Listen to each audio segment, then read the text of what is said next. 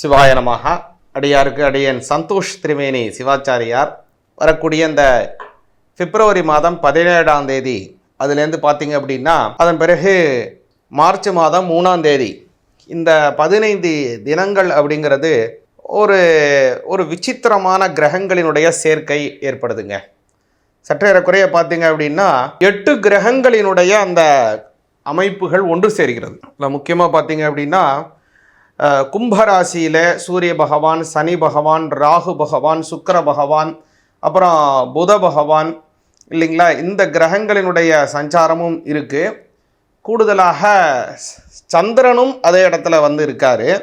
அதனுடைய நேர் சரியாக சமசப்தமத்தில் ஒரே கோட்டில் கேதுவும் வராரு.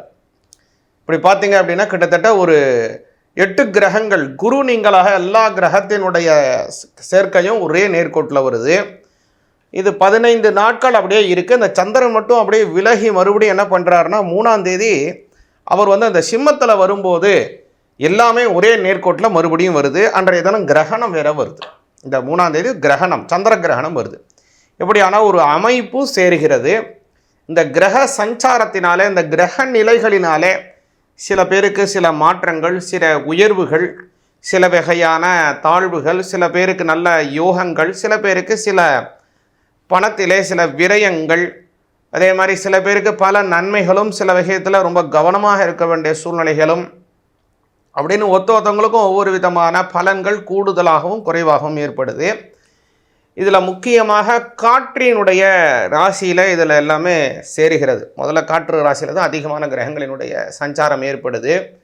இது கேது கிரஸ்தமாக வரக்கூடியது. அது வந்து ஃபைரி சைன், இது ஏரி சைன், அது ஃபைரி சைன். அதனால் காற்று சார்ந்த விஷயங்கள், அதே மாதிரி நெருப்பு சார்ந்த சில விஷயங்களினாலே சில உபாதைகள் ஏற்படுவதற்கான வாய்ப்புகள் இந்த 15 நாட்கள் இருக்குது. அதனால் இந்த காலத்தில் ரொம்ப கவனமாக இருக்க வேண்டிய காலமாக இருக்கிறது.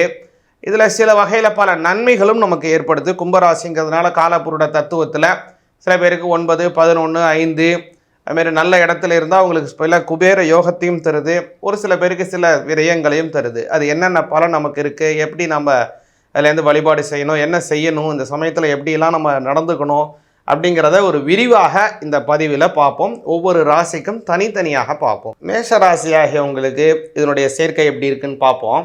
மேஷராசிக்கு பார்த்தீங்கன்னா ஓரளவுக்கு ரொம்ப ரொம்ப நல்ல சேர்க்கையாகவே இது வருதுங்க. எதனால் அப்படி சொல்கிறேன் அப்படின்னா 11ஆம் பாவத்தில் கிரகங்களினுடைய சேர்க்கை அதிகரிப்பது பொதுவாகவே நல்லது, அமோகமான நல்லது.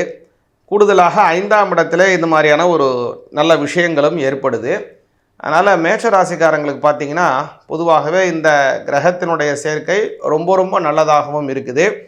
இருந்தாலும் பிரயாணங்கள் சார்ந்த விஷயங்கள், ஆகாச மார்க்கமாக விமானத்திலே செல்லக்கூடிய பிரயாணங்கள், இதிலெல்லாம் மட்டும் கொஞ்சம் கவனமாக மேஷராசிக்காரங்க இருக்கணும்.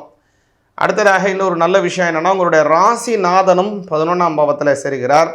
உங்களுடைய ராசிநாதன் அதே மாதிரி பார்த்திங்கன்னா உங்களுடைய லாபஸ்தானாதிபதி, அதே மாதிரி உங்களுடைய ஜீவனஸ்தானாதிபதி, உங்களுடைய ஆயுள் ஸ்தானாதிபதி, உங்களுடைய 2ஆம் பாவம்னு சொல்லக்கூடிய தனஸ்தானாதிபதி, கலத்திரஸ்தானம் அப்படின்னு சொல்லக்கூடிய 7ஆம் அதிபதி, அதுமாதிரி சகோதர வீரியஸ்தானம்னு சொல்லக்கூடிய 3ஆம் பாவாதிபதியாக இருக்கக்கூடிய புத பகவான். அதே புத பகவான் தான் உங்களுக்கு ரோகஸ்தானாதிபதி, அவர் தான். அதே மாதிரி உங்களுக்கு வந்து உங்களுடைய புத்திரஸ்தானாதிபதியாக இருக்கக்கூடிய சூரிய பகவான் அப்படின்னு சற்றேறக்குறைய முக்கியமான கிரகங்கள். சந்திர பகவான் வந்து உங்களுக்கு மாத்ருஸ்தானாதிபதி, அதாவது சொந்த வீட்டை தரக்கூடிய ஒரு 10 பாவங்களினுடைய சஞ்சாரம். 12 பாவத்தில் 12 பாவம் உங்களுக்கு கட்டம் இருக்குது இல்லைங்களா, அந்த 12 கட்டத்தில் 10 கட்டத்திற்கு உண்டான அதிபதியாக இருக்கக்கூடிய கிரகங்கள் எல்லாம் 11 அப்படி சேருது.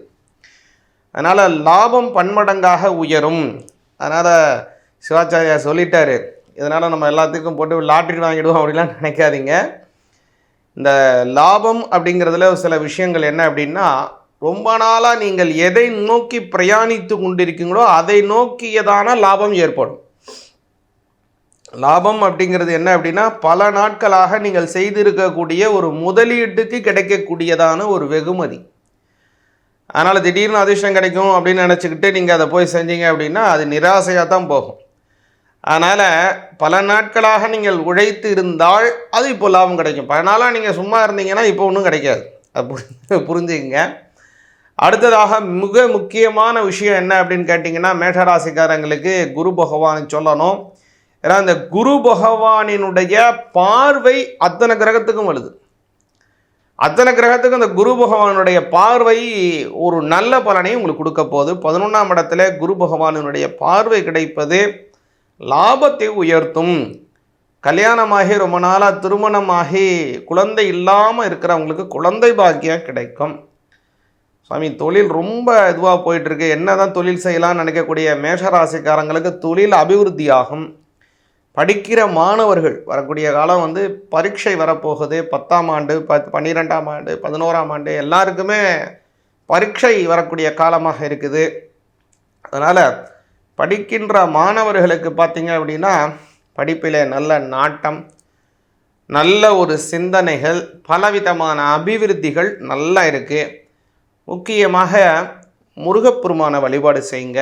மேஷராசிக்காரங்க முருகப்பெருமான் மலை மீது இருக்கக்கூடிய முருகப்பெருமானை வணங்குவது ரொம்ப ரொம்ப சிறப்பு.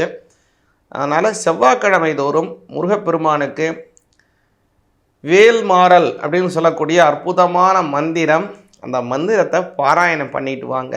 படிக்கிற மாணவர்கள் சகலகலா வள்ளி மாலை அப்படின்னு சொல்லக்கூடியதான குமரகுரு சுவாமிகள் அருளிய செய்தது, அதை பாராயணம் பண்ணிட்டு வாங்க. படிப்பில் நல்ல நாட்டம், நல்ல அறிவு, நல்ல வளர்ச்சிகள் பரிபூர்ணமாக கிடைக்கும். சிவாய நமக.